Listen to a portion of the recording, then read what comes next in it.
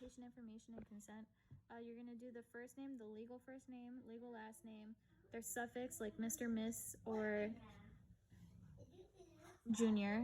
Preferred first name, what you want the doctor to call them. What they're in for today's visit. What's the reason for the visit today? Have they been to this doctor's before? If there's any changes, like if you've moved, your phone number's changed, anything of that sort. Patient demographics, you're going to do your address in which you live in, if it's an apartment or not. Your phone number, social security, gender, birth date, language, if you speak English, Spanish, French, marital status, single, married, widowed, email address. Okay. Then you also have local or alternate address, alternate phone number, today's date. You're going to put your race and your ethnicity. You're also going to do an emergency contact, mom, dad, husband, wife. You're going to do your employer information, the employer's name and the phone number. Responsible party information, same thing, mom, dad, husband, wife, grandma. Like mostly if you're a child, you'd put that too. Medical insurance information, basically everything that the insurance would need, the office would need. You're also gonna have to see if the office takes your insurance before doing all this.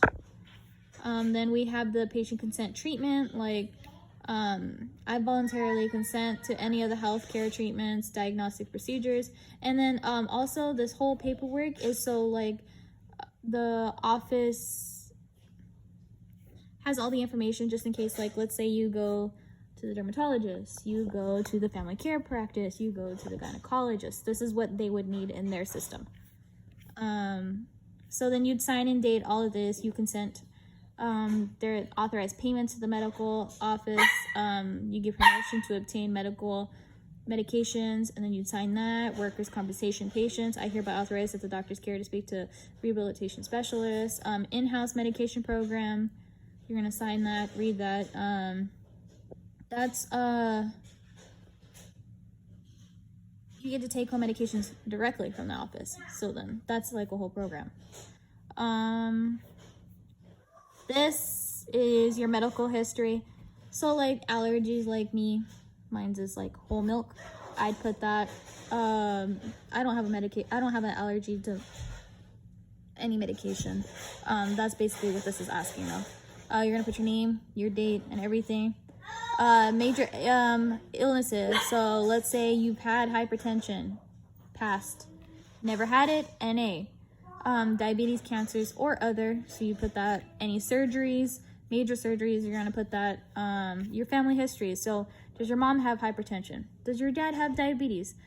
Did your sister have cancer? Something that runs in the family, something they gotta look for within the years of your years for you to come. Social history. Do you drink? Do you smoke? Have you had a history of substance abuse? Stuff like that.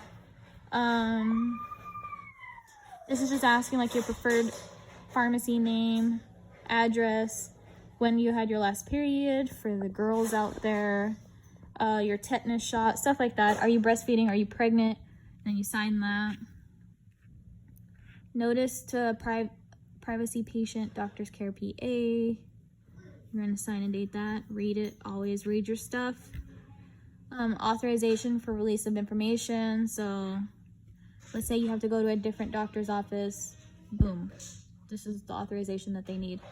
Or let's say you have to get x-rays done. Let's say anything. Let's say you get hurt in the office. You need to send over this to the lawyer. Boom. Financial policy disclosure. Of course, read over all your stuff. It tells you everything that's would happen. Like all overdue patient balances will be sent to collections. Stuff like that. Insurance eligibility verification. Again, first, middle, last. Date of birth. Are you a girl or a boy? Man, woman.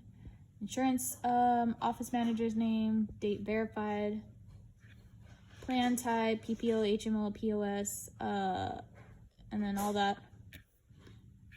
And then you have your Advanced beneficiary notice of non-coverage.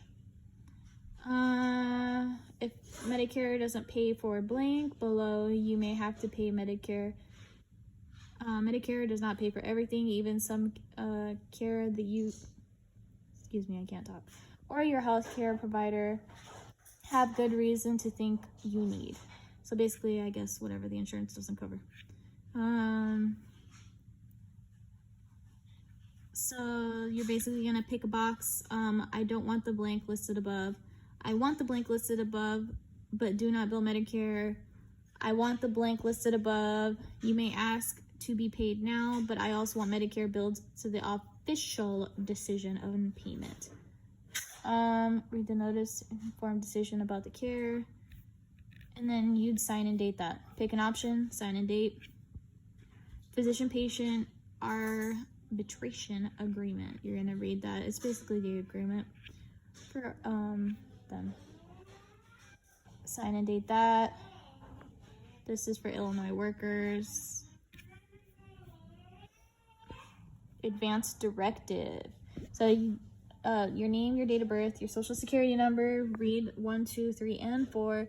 The advance directive only operative when the patient loses decision making.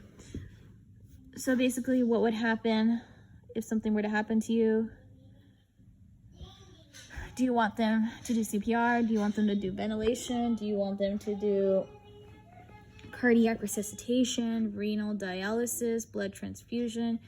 Basically, if you are too incompetent to answer for yourself, this is what they would go by. So if you want them to do CPR and revive you, not applicable to be done. And then you just decide like that. You sign the witness who was there, and then anything else. And that's the end of that. So just want to clarify, this is basically used to maintain up to date with patients. Also the specific requirements for all areas of the medical office, like I said, if they were to go to the dermatologist, the gynecologist, anywhere that they needed to go into the medical office, this is what they would use. This ensures complete, accurate, and timely entry, so it's accurate, all the information about you. This is basically for the EHR, so like if you're going to Kaiser, of course everything they use is online. They can just pull it up, boom. It's also to ensure your financial, like,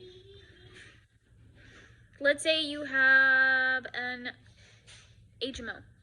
You go to the doctor's office, you have to have a copay, $10. Boom, they have your financial information, not your card information, just that's what you would have to do. Pay the $10, and that's it for that.